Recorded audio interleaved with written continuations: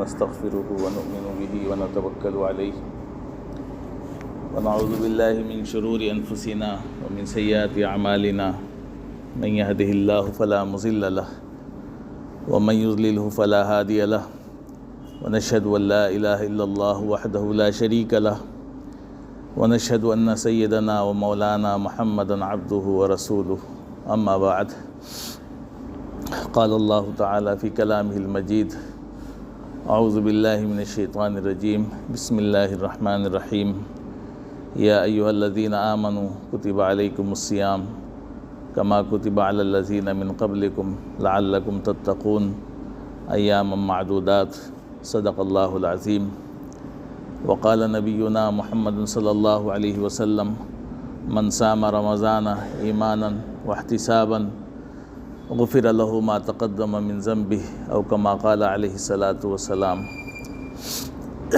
محترم حضرات،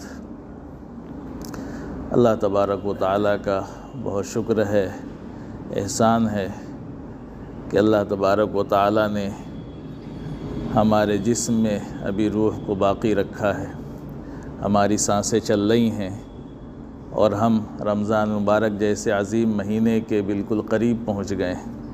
یہ اللہ کا احسان ہے، اللہ کا کرم ہے، ورنہ اس وقت آپ دنیا کے حالات دیکھیں گے، اپنے آس پاس دیکھیں گے، کتنے ایسے ساتھی تھے ہمارے جو اس جمعے کے بیان سے اس جمعے کے بیان کے درمیان اس دنیا سے چلے گئے، اور ایسے ایسے لوگ گئے جن کے جانے کی کوئی امید بھی نہیں تھی کہ وہ چلے جائیں گے، لیکن بہرحال یہ اللہ کا نظام ہے، اللہ کے ہاں ہے نا ایک وقت مقرر ہے اور اس وقت پر ہر انسان کو جانا ہے، تو اس سے آگے پیچھے نہیں ہو سکتا ہے، اس میں نہ عمر کی قید ہے نہ بیماری کی قید ہے، کچھ نہیں ہے۔ آج کل تو انسان بیمار بھی نہیں ہوتا ہے، چلتے پھرتے بس چلا جاتا ہے۔ تو یہ دنیا ہے، اللہ نے یہ دنیا کا نظام بنایا ہے کہ موت کو اللہ نے غیب کے سامان میں رکھا ہے۔ جو ایسی چیزیں ہیں 5 غیب کی جن کا علم اللہ نے کسی کو نہیں دیا، ان میں سے ایک موت بھی ہے کہ موت کا علم کسی کو نہیں، کب آئے گی، کس جگہ آئے گی، کہاں آئے گی، کسی کو نہیں پتہ۔ تو کبھی بھی آ سکتی ہے، کسی جگہ بھی آ سکتی ہے، وہ اللہ کے علم میں ہے، لیکن بہرحال ایک مومن کا کام یہ ہے کہ وہ ہر وقت تیار رہے، وہ یہ سمجھے کہ ہماری موت کا وقت کسی وقت بھی آ سکتا ہے۔ اگر وہ تیار نہیں ہے تو موت اس بات کی مہلت نہیں دے گی کہ آپ تیاری کر لیں۔ تو جو وقت ہمارے ہاتھ میں ہے، جو وقت ہمیں مل رہا ہے، وہ غنیمت ہے اللہ کی طرف سے۔ باقی تو ابھی ہم گاؤں میں تھے، گاؤں میں بھی 21 تاریخ کو ایک حادثہ ہوا، نوجوان لڑکا پولیس میں تھا، بہار پولیس میں، 30-32 سال 35 سال کی مشکل سے عمر تھی۔ وہ بیچارہ پٹنہ سے گھر آیا، اسٹیشن پہ اترا، بس اترنے کے بعد چکر آیا، گرا، ختم، کوئی مسئلہ نہیں، نہ کوئی بیماری، نہ کوئی ایسا مسئلہ۔ پولیس کا آدمی، دوڑنے والا، محنت کرنے والا، کام کرنے والا، لیکن اب آپ سوچیں کہ وہ بغیر چھٹی کے گھر آیا تھا۔ موت کیسی چیز ہے کہ انسان کو عبرت حاصل کرنی چاہیے۔ اب وہ وہاں سے چلا، وہ یہ سوچ کے چلا کہ چلو کیا ہے، وہ آپس میں سیٹنگ کر لیتے ہیں ایک دوسرے سے، بغیر چھٹی کے وہ گھر آیا اور ابھی گھر بھی نہیں پہنچا، اسٹیشن پہ اترا اور موت آ گئی۔ تو ایک طرف تو موت کی پریشانی گھر والوں کو، دوسری طرف یہ پریشانی کہ اب اس کو کیسے دکھائیں کہ یہ پٹنہ میں ہے، ڈیوٹی میں تھا اور ڈیوٹی سے یہاں پہ اس کا انتقال ہو گیا۔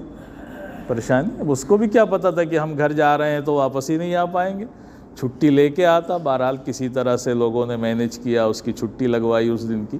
تو یہ زندگی کا مختصر معاملہ ہے کہ انسان تو یہ سمجھ کر کے جاتا ہے کہ ابھی تو ہمیں یہ کام کرنا ہے، یہ فلاں چیزیں کرنی ہیں، لیکن موت جو ہے وہ پیچھے لگی رہتی ہے۔ اس کا وقت مقرر ہے، جیسے ہی وقت آئے گا وہ تو آپ کو دبوچ لے گی، چھوڑے گی نہیں۔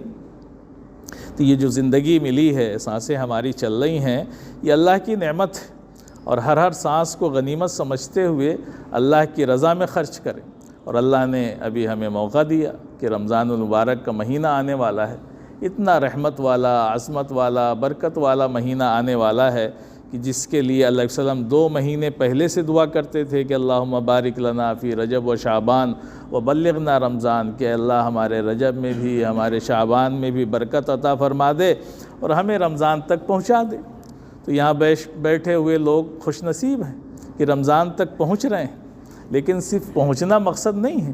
یہ دعائیں جو اللہ علیہ وسلم کرتے تھے امت کو سکھائیں، اس لیے سکھائیں کہ رمضان تک پہنچنا مقصد یہ ہے کہ اس کی رحمتوں سے، اس کی برکتوں سے، اس کے خیر سے اور اس کی اچھائیوں سے فائدہ اٹھانا۔ جو اللہ کی رحمتیں بے پناہ برستی ہیں اس مہینے میں، ان سے فائدہ اٹھانا۔ اتنا عظمت والا مہینہ ہے، اتنی برکت والا مہینہ ہے، یہ مہینہ شروع ہو اور ہم عام زندگی میں ہوں، پہلے جیسی حالت میں ہوں، اسی غفلت میں ہوں جس غفلت میں تھے، ایسا نہیں ہونا چاہیے۔ جیسے تیاری ہوتی ہے انسان کی کہ ایک بڑا مہمان آنے والا ہے، اس کے لیے بہت تیاریاں انسان کرتا ہے، ویسے ہی رمضان مبارک کا مہینہ ایک مہمان ہے جو ایک مہینے کے لیے آئے گا اور چلا جائے گا۔ اگر آپ اس کے لیے تیار نہیں ہیں، اپنے آپ کو آپ نے تیار نہیں کیا اس کے استقبال کے لیے، تو آپ محروم ہو جائیں گے۔ تو ہمیں ذہنی طور پر بھی تیار رہنا ہے، جسمانی طور پر بھی تیار رہنا ہے، اس لیے کہ رمضان کے روزے عام روزوں کی طرح نہیں۔ اللہ تبارک و تعالیٰ نے پورے سال میں صرف اور صرف ایک مہینے کے روزے فرض کیے۔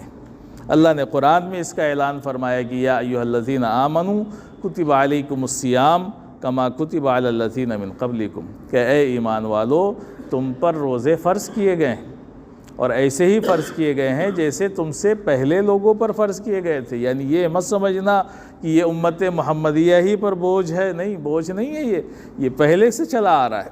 دوسری امتوں پر بھی روزے تھے اور امت محمدیہ پر بھی ہے، اور اس کا آگے چل کر کے اللہ تعالیٰ نے مقصد بھی بیان فرمایا کہ کیوں روزے اللہ رکھواتا ہے بندوں سے۔ اللہ کو کیا اللہ یہ تھوڑی چاہتا ہے کہ ہمارے بندے بھوکے رہیں یا پیاسے رہیں یا تکلیف برداشت کریں، لیکن ایک مقصد ہے۔ اللہ نے جس مقصد کے لیے روزہ فرض کیا وہ مقصد آگے بتایا کہ لعلکم تتقون، تاکہ تمہارے اندر تقوی پیدا ہو جائے، پرہیزگاری جو مقصود ہے، مطلوب ہے، وہ تمہارے اندر پیدا ہو جائے۔ اس لیے اللہ نے یہ ایک مہینے کے روزے فرض کیے ہیں۔ اگر یہ چیز پیدا نہ ہو تو روزے کا مقصد حاصل نہیں ہوگا۔ اگر ہمارے اندر وہ کیفیت پیدا نہ ہو جو مطلوب ہے تو وہ چیز پیدا نہیں ہوگی۔ تو اللہ نے جو ہے یہ روزہ فرض کیا ہے، اور آگے فرمایا کہ ایام معدودات، یہ مت سمجھو کہ بہت بڑا کوئی مسئلہ ہے، چند دن ہیں روزے۔ کتنے؟ چند دن، ایام معدودات، چند دن کے روزے ہیں۔ ایک مہینہ ادھر آیا اور گزر گیا، پتہ بھی نہیں چلے گا۔ اب اس میں جو کوتاہی کرے، فرض روزے نہ رکھے، تو اس سے بڑا محروم کون ہوگا کہ انسان جو ہے اپنی زندگی کی ضرورتوں کے لیے، دنیا کے کاموں کے لیے، اپنی دکان کے لیے، اپنی فیکٹری کے لیے، اپنے بچوں کی شادی کے لیے کتنی قربانیاں دیتا ہے، بھوکا رہتا ہے، پیاسا رہتا ہے، کئی دن کھانا نہیں کھاتا ہے، بیماری کی حالت میں بھی کام کرتا ہے، لیکن اللہ کی رضا کے لیے، ایک اللہ کے حکم کو پورا کرنے کے لیے انسان جو ہے اتنی قربانی نہ دے سکے کہ وہ روزہ چھوڑ دے جو اللہ نے فرض کیا ہے، تو اس سے بڑا محروم کون ہوگا؟ اس سے بڑا محروم کوئی نہیں ہو سکتا۔ اس لیے کہ روزہ جو ہے عبادتوں میں ایک ایسی اہم عبادت ہے کہ اللہ کے نبی صلی اللہ علیہ وسلم نے فرمایا، حدیث میں آتا ہے کہ اللہ تعالیٰ فرماتا ہے کہ الصوم لی وانا اجزی بہ، کہ روزہ میرے لیے اور میں ہی اس کا بدلہ دوں گا۔ یعنی ہر عمل اور ہر عبادت کا ثواب اللہ نے بتا دیا، یہ کام کریں گے تو اتنا ثواب ملے گا، لیکن روزے کا ثواب اللہ نے بتایا نہیں، یہ کہا کہ میں اس کا بدلہ دوں گا۔ اور جب بادشاہ یہ کہہ دے تو پھر کیا کہنے ہیں، پھر تو اس کا شمار نہیں کیا جا سکتا، اس لیے کہ جو ذات جتنی بڑی ہوگی اس کا انعام بھی اتنا ہی بڑا ہوگا۔ تو اس لیے روزے کے بارے میں، چونکہ روزے کے بارے میں علماء نے یہ لکھا کہ اور عبادتوں میں اور چیزوں میں تو ریاکاری ہوتی ہے، لیکن روزے میں عام طور سے ریاکاری نہیں ہو سکتی، اس لیے کہ روزہ جو ہوتا ہے خالص اللہ کے لیے ہوتا ہے، تو اللہ ہی اس کا بدلہ بھی دے گا۔ اس لیے کہ نماز تو ہم کسی کو دکھانے کے لیے بھی پڑھ سکتے ہیں، لیکن روزہ کیا ہے؟ روزہ تو اگر بندہ نہ رکھنا چاہے تو جا کر کے کہیں بھی چھپ کر کے کھا لے گا، اللہ کے علاوہ کون دیکھ سکتا ہے اس کو؟ کوئی نہیں دیکھ سکتا۔ اللہ کی ذات ہے جو دیکھ سکتی ہے، ورنہ آپ غسل خانے میں گئے اور نہا رہے ہیں، خوب پانی پی رہے ہیں، کون دیکھے گا بھائی؟ اللہ کے علاوہ کوئی دیکھ سکتا ہے؟ کوئی نہیں دیکھ سکتا۔ آپ چھپ کے کھا لیں، منہ پوچھ لیں، کون دیکھ سکتا ہے؟ لیکن اللہ کو تو پتہ چل جائے گا نا۔ تو جب بندہ روزہ رکھ رہا ہے تو مطلب اللہ ہی کے لیے رکھ رہا ہے وہ، تو اس لیے اللہ کہہ رہا ہے کہ اس کا بدلہ بھی میں ہی دوں گا۔ تو بہت بڑا انعام اللہ کی طرف سے، مغفرت کے وعدے ہے نا، اس مہینے میں ہے نا، جہنم کے دروازے بند اور جنت کے دروازے کھل گئے، ہے نا، شیطانوں کو قید کر دیا گیا۔ یہ سب اللہ نے نظام بنایا ایمان والوں کے لیے کہ ایمان والے اس مہینے سے فائدہ اٹھائیں اور اپنی روحانی طاقت کو مضبوط کریں، کہ اللہ نے جو روح رکھی ہے انسان کے اندر، اس کی جتنی غذا اس کو پہنچے گی اتنی وہ مضبوط ہوگی، اس کا ایمان مضبوط ہوگا، اللہ کا قرب حاصل ہوگا۔ تو اس لیے عام طور سے ہم سب کے آقا جناب محمد الرسول اللہ صلی اللہ علیہ وسلم کا بھی یہی معمول تھا کہ جب شعبان کی آخری تاریخ ہوتی تھی تو آپ صحابہ کے سامنے بیان کیا کرتے تھے۔ اللہ علیہ وسلم کی وہ سنت ہے جس کو ہم ادا کر رہے ہیں، اور اللہ علیہ وسلم کی جو حدیث ہے وہ حدیث کی کتابوں میں جو ہے موجود بھی ہے۔ تو اس حدیث کی کتاب جو ہے نا، اسی سے ہم پڑھ کر کے چاہتے ہیں کہ آپ کو پوری وہ حدیث سنائیں جو اللہ کے نبی صلی اللہ علیہ وسلم نے صحابہ کے سامنے اس موقع پر پیش کی تھی جب شعبان کی آخری تاریخ تھی۔ تو اللہ علیہ وسلم کی زبانی اگر سنیں، اس حدیث کو ہم سنیں، تو اس سے اچھی کوئی چیز نہیں ہو سکتی۔ اس لیے ہم نے سوچا ہے کہ اس کو بیان تو کیا جاتا ہے، لیکن اگر آپ کے الفاظ ہوں، آپ کی چیز ہو، تو اس سے اچھا کیا ہو سکتا ہے جو آپ نے صحابہ کے سامنے رمضان کی آخری تاریخ میں پیش کیا۔ تو یہاں روایت موجود ہے، ان سلمان رضی اللہ عنہ قال خطبنا رسول اللہ صلی اللہ علیہ وسلم فی آخر یوم من شعبان، ہے نا، ترجمہ پڑھ دیتے ہیں چونکہ پورا پڑھنے میں تو بہت وقت لگے گا۔ تو حضرت سلمان فارسی رضی اللہ عنہ کہتے ہیں کہ نبی کریم صلی اللہ علیہ وسلم نے شعبان کی آخری تاریخ میں ہم لوگوں کو واعظ فرمایا کہ تمہارے اوپر ایک مہینہ آ رہا ہے جو بہت بڑا مہینہ ہے، بہت مبارک مہینہ ہے، اس میں ایک رات ہے شب قدر جو 1000 مہینوں سے بڑھ کر کے ہے۔ اللہ تعالیٰ نے اس کے روزوں کو فرض فرمایا ہے اور رات کے قیام یعنی تراویح کو ثواب کی چیز بتایا ہے، یعنی سنت مؤکدہ ہے تراویح کی نماز۔ جو شخص اس مہینے میں کسی نیکی کے ساتھ اللہ کا قرب حاصل کرے، ایسا ہے جیسے کہ غیر رمضان میں فرض ادا کیا ہے نا، یعنی اس مہینے میں اگر کوئی بندہ کوئی نفلی عمل کرے گا تو نفلی عمل کا ثواب فرض کے برابر ہو جائے گا۔ جانتے ہیں کہ فرض اور نفل میں بہت فرق ہوتا ہے، زمین آسمان کا فرق ہے نا۔ تو جو بندہ اس مہینے میں کوئی بھی نفلی عمل کرے ہے نا، تو اس نفلی عمل کا ثواب اس کو ایسا ملے گا جیسے اس نے فرض ادا کیا، اور جو شخص اس مہینے میں کسی فرض کو ادا کرے گا ایسا ہے جیسا کہ غیر رمضان میں 70 فرض ادا کی، یعنی ایک فرض ادا کرے گا بندہ تو نبی پاک صلی اللہ علیہ وسلم فرما رہے ہیں کہ اس کو 70 فرض ادا کرنے کا ثواب ملے گا۔ کہ آپ نے اگر ایک روزہ رکھا تو 70 روزوں کا ثواب مل رہا ہے، اگر ایک نماز پڑھی آپ نے تو 70 نمازوں کا ثواب مل رہا ہے نا، 1 روپیہ اللہ کے راستے میں خرچ کیا آپ نے تو 70 روپے خرچ کرنے کا ثواب مل رہا ہے۔ تو یہ اللہ کے وسلم نے اس مہینے کی فضیلت بیان کی کہ ایسا ہے جیسے کہ اس نے غیر رمضان میں 70 فرض ادا کیے، اور فرمایا کہ یہ مہینہ صبر کا ہے۔ یہ مہینہ کس چیز کا ہوتا ہے؟ رمضان کا مہینہ صبر کا ہے، اور فرمایا کہ صبر کا بدلہ کیا ہے؟ جنت ہے نا۔ صبر کا بدلہ کیا ہے؟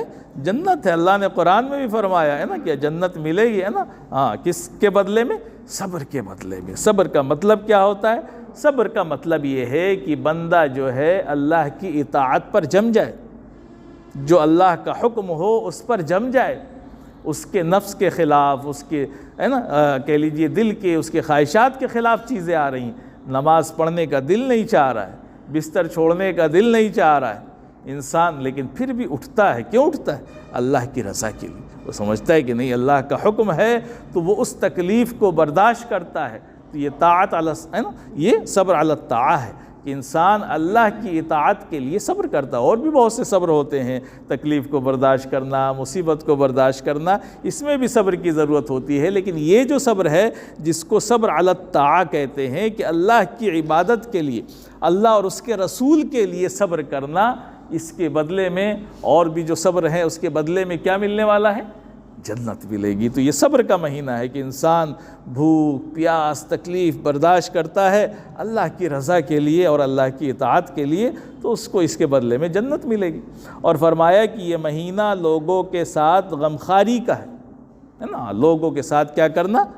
غمخواری کرنا ہے نا، اس کا یہ مہینہ ہے۔ یعنی ایک ایمان والے کو چاہیے کہ دوسروں کا خیال رکھے، کوئی پریشان حال ہے، کوئی مصیبت زدہ ہے، کسی کے اگر کھانے کا انتظام نہیں ہے، ان سب کا خیال رکھنا، یہ مہینہ اس کی بھی خاص دعوت دیتا ہے۔ تو یہ غمخواری کا مہینہ ہے، دوسروں کے غموں میں شریک ہونے کا مہینہ ہے، دوسروں کے ساتھ ہمدردی اور اچھا سلوک ہر مہینے میں کرنا چاہیے، لیکن اس مہینے میں خاص طور سے اس میں اضافہ ہو جانا چاہیے۔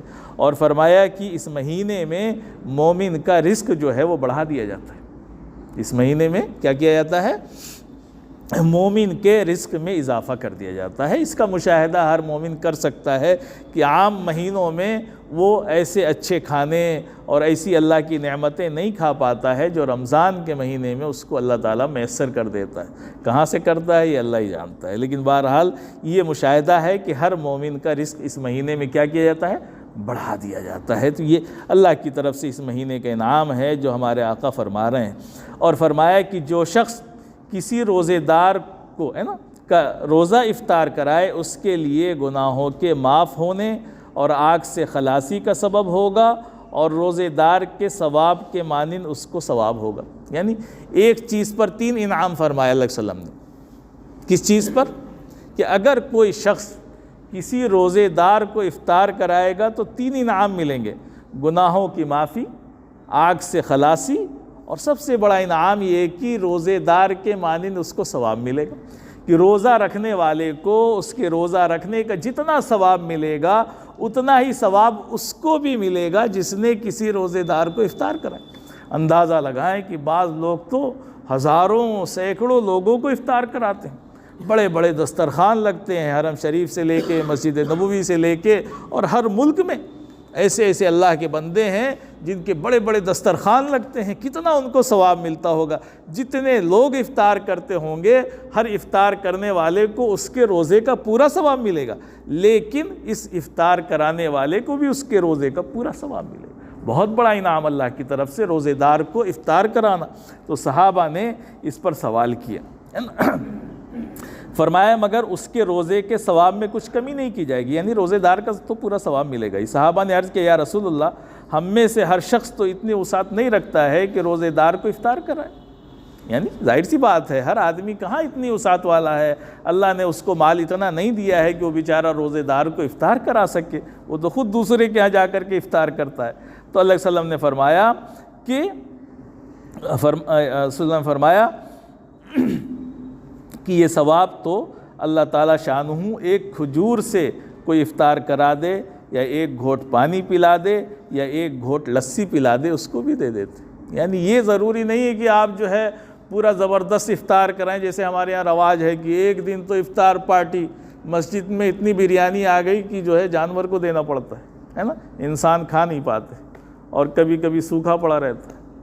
تو پتہ چلا کہ کیا، یعنی روزانہ لوگوں کو ضرورت نہیں افطار کی، ایک دن آپ افطار کرائیں، آپ نے پوچھا بھی نہیں کہ مسجد میں آج کیا ہے، بھیجے جا رہے ہیں، چلی آ رہی، پتہ چلا کہ یہاں کھانے والے نہیں ہیں، سب لوگ تھک گئے تو کہا کہ لے جاؤ بکری کو ڈال دو، اور دوسرے دن کہیں بھوکے مر رہے ہیں۔ تو یہ نہیں ہونا چاہیے، ہر چیز میں اعتدال ہو، ہے نا۔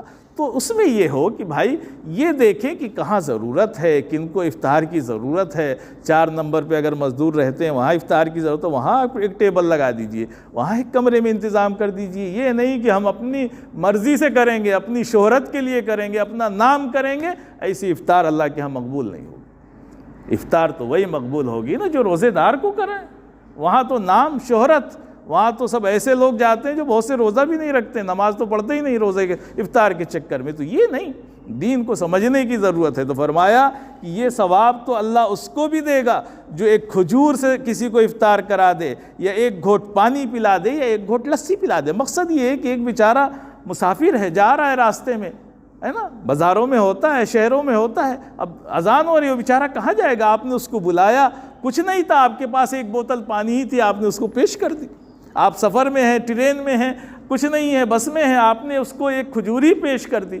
آپ کے پاس ایک لسی تھی، آپ نے ایک گھونٹ 2 گھونٹ اس کو بھی پلا دی، خود بھی پی لی۔ تو یہ ثواب اللہ آپ کو اس پر بھی دے گا، یہ نہیں کہ بھر پیٹ کھانا کھلائیں گے تبھی یہ ثواب ملے گا۔ تو صحابہ نے اشکال کیا، اللہ علیہ وسلم نے اس کا جواب دیا، اور آگے فرمایا کہ اس پر بھی اللہ تعالیٰ یہ ثواب مرحمت فرمائے گا، اور فرمایا کہ یہ مہینہ یہ ایسا مہینہ ہے کہ اس کا اول حصہ رحمت ہے، درمیانی حصہ مغفرت ہے، آخری حصہ آگ سے آزادی ہے۔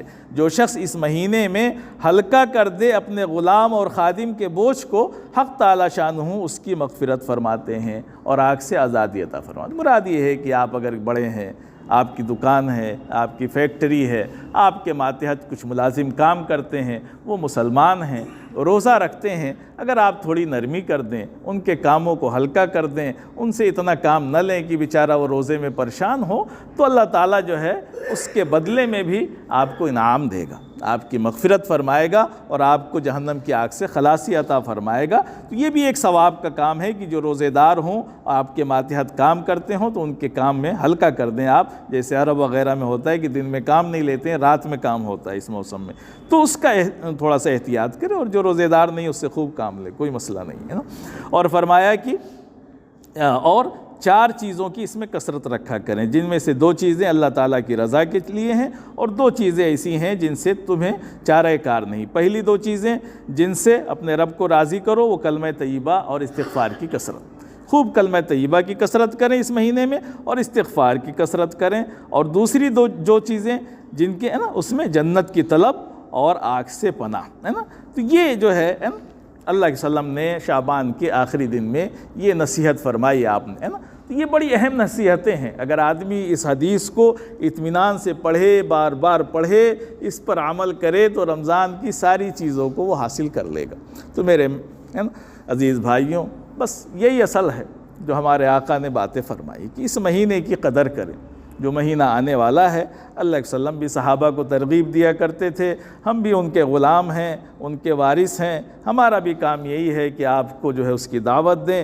ہم سب اپنے کو ذہنی طور پر اس بات کے لیے تیار کریں کہ انشاءاللہ ہم سب کو روزہ رکھنا ہے، انشاءاللہ روزہ نہیں چھوڑنا ہے، روزہ فرض ہے، الا یہ کہ کوئی مجبور ہے، معذور ہے، تو شریعت لا یکلف اللہ نفسا الا وسعہا، ہے نا۔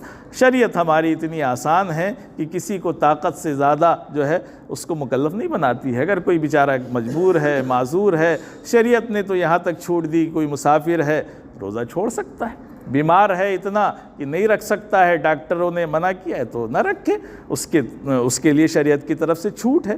لیکن اگر کوئی استطاعت رکھنے کے باوجود روزہ نہیں رکھے گا تو حدیث میں آیا کہ اگر کوئی رمضان کا 1 روزہ بغیر عذر شرعی کے چھوڑ دے گا تو پوری زندگی اگر وہ روزہ رکھے گا تب بھی اس 1 روزے کی تلافی نہیں ہو سکتی، قضا ہو سکتی ہے۔ تو کتنی اہمیت ہے، تو ہم سب عہد کریں انشاءاللہ۔ اسی طرح سے بہت سی کوتاہیاں ہمارے اعمال میں بھی ہوتی ہیں۔ دیکھیے سنت تراویح کی جو نماز ہے اس کا اہتمام ہمارے معاشرے میں بہت زیادہ ہے، اتنا زیادہ ہے کہ فرض سے بھی زیادہ ہے، اور تراویح کیا ہے؟ سنت مؤکدہ ہے۔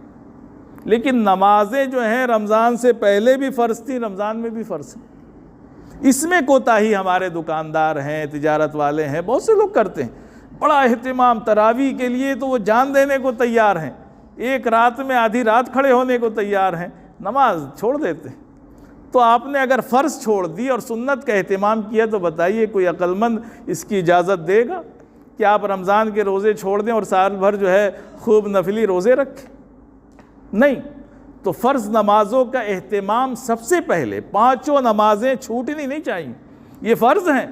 ہاں سنت مؤکدہ ہے تراویح، وہ بھی نہ چھوٹے، لیکن اس کا اہتمام اس سے زیادہ ہو یہ تو گڑبڑی ہے۔ اس کو سمجھنا چاہیے کہ اتنا اہتمام، تراویح تو نہیں چھوٹے گی اور فرض چھوٹے گا؟ ارے بھائی ہاں، تو نہیں، تراویح بھی نہ چھوٹے، فرض بھی نہ چھوٹے۔ اگر چھوٹ جائے تو فوراً پڑھ لیں کہ مشغولیت ہو گئی، کوئی رکاوٹ آ گئی تو چلیے ٹھیک ہے، تھوڑا سا آگے پیچھے کر لیں، لیکن فرض چھوٹنی نہیں چاہیے۔ تو فرض بھی نہ چھوٹے اور تراویح بھی نہ چھوٹے۔ اور تراویح میں جو ہمارے یہاں کوتاہی ہوتی ہے عام طور سے کہ ہم تراویح کا مطلب سمجھتے ہیں ختم قرآن، نہیں، ختم قرآن نہیں، تراویح سنت مؤکدہ ہے۔ آپ نے حدیث میں سنا اللہ کے وسلم نے جو فرمایا، تراویح سنت مؤکدہ ہے کہ آپ چاند دیکھ کر کے 20 رکعت شروع کریں گے اور چاند نکلنے کے بعد ہی وہ ختم ہوگی۔ اس میں یہ ہے نا، قرآن سننا ایک سنت ہے، لیکن قرآن نہیں سنیں گے تو کوئی حرج نہیں، لیکن تراویح نہ چھوڑیں۔ ہاں اگر دونوں اہتمام ہو جائے تو بہت اچھی بات ہے۔ دکاندار ہمارے یہ کرتے ہیں کہ بھائی ختم تراویح پڑھ لیتے ہیں جلدی جلدی اور اس کے بعد وہ اپنا مشغول ہو جاتے ہیں تو کہیں بھی یہ قید نہیں، وہ تو اچھا عمل ہے کہ آپ نے تراویح 10 دن کی پڑھ لی اور اس کے بعد آپ مشغول ہیں تو کہیں بھی پڑھ سکتے ہیں، اس میں پابندی نہیں ہے، تراویح تو کہیں بھی پڑھ سکتے ہیں، نہیں موقع ملا گھر پہ ہی 4 لوگوں نے جماعت کر لی، کوئی ضروری نہیں کہ مسجد میں آ کے ہی پڑھیں، لیکن پڑھیں الگ سنت ہے۔ تو ان چیزوں کا اہتمام کریں، علماء کرام سے مسئلے معلوم کریں، روزوں کی جو چیزیں ہیں علماء سے معلوم کریں، اس لیے کہ ساری چیزیں تو نہیں بتائی جا سکتی ہیں۔ اللہ تبارک و تعالی ہم سب کو اس بات کی توفیق دے کہ جو مہینہ آنے والا ہے کل سے شروع ہو جائے یا پرسوں سے شروع ہو جائے، ہے نا، زیادہ امید پرسوں سے ہے، تو اللہ تعالی ہمیں اور آپ کو اس کی قدردانی کی توفیق عطا فرمائے اور پورے طور پر اس کی رحمتوں اور برکتوں سے فائدہ اٹھانے کی توفیق عطا فرمائے۔ وآخر دعوانا